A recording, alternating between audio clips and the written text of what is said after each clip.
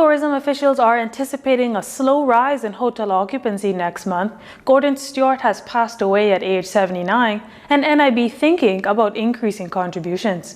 Good evening, everyone. I'm Tyler Simonet with your JCN News for this Tuesday, January 5th. Tourism officials are anticipating a slow rise in hotel occupancy next month, leading into the spring break holiday. This coming from Tourism Minister Dionisio Diagler this morning ahead of his cabinet meeting. He says this much after some Atlantis Resort employees are back on furlough weeks after the resort reopened its doors last month. The hotel business is, the staffing levels are based on business. So when business goes down, they reduce staffing levels, put people on 1 day a week, 2 days a week. And then when business comes, they increase the amount of staffing. So that has happened in this industry for many years, and it's no different. Now the resort indicated that it's been experiencing lower occupancy levels for January due to inadequate airlift, a COVID-19 surge in key markets, and several divisions on furlough for a few weeks. Jamaican hoteler and businessman Gordon Stewart has died at the age of 79.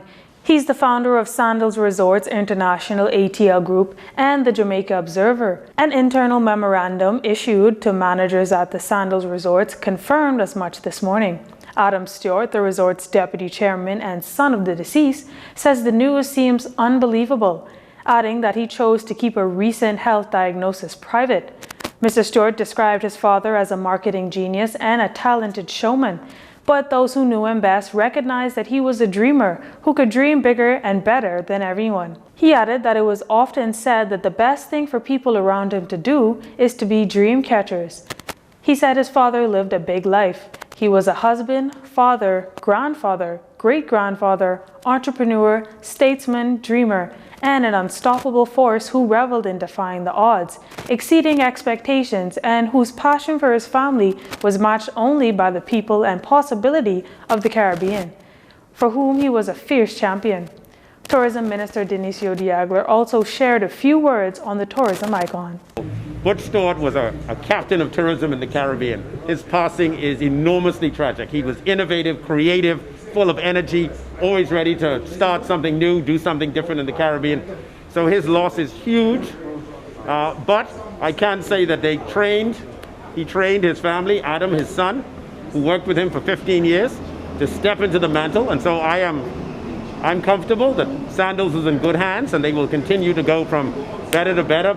Butch built the foundation, and his son will now take it to the next level. So it's very, very sad, but I feel that Sandals is in good hands. Prime Minister Dr. Hubert Minnis also releasing a statement on the passing of Mr. Stewart. Dr. Minnis says his death has saddened and shocked the Bahamas and the region, including those here at home who knew him well and admired him. Dr. Minnis reiterated the sentiments of the tourism minister, noting that Mr. Stewart was a leading pioneer in tourism, whose all-inclusive resorts became an iconic global brand.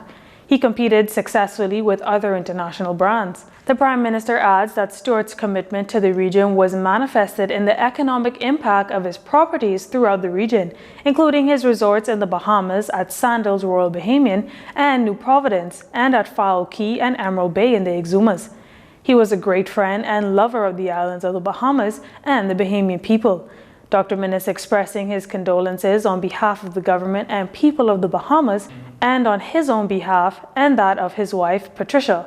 He offers condolences to his family and friends, thousands of employees and associates at Sandals Resorts, and to many others who will dearly miss him.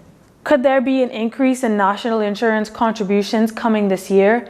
Minister with responsibility for the National Insurance Board, Brenzel Roll, says the government is thinking about it, and it's been a recommendation for more than 5 years. Our Laurentia Smith has the details.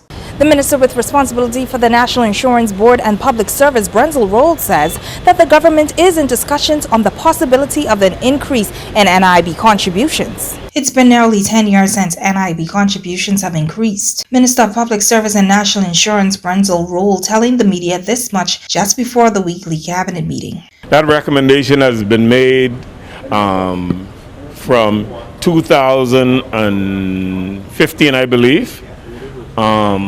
And it's been out there. To be quite frank with you, neither the PLP or the FNM has been bold enough to take that back to the public. And so during this pandemic, I again say, Bahamians now realize the importance and value of NIB, and they may be eager to contribute. With the country 10 months into the COVID-19 pandemic, NIB has spent millions in unemployment assistance, which has been extended twice. The minister contains that the board's purse has been strained since 2019 as a result of Hurricane Dorian. The resources and the funding to the board has been diminished, and we've got to make a decision to make sure the board continues to be able to serve, and that may mean consideration will be given to the recommendation that has been advanced to us many times by actuaries and others.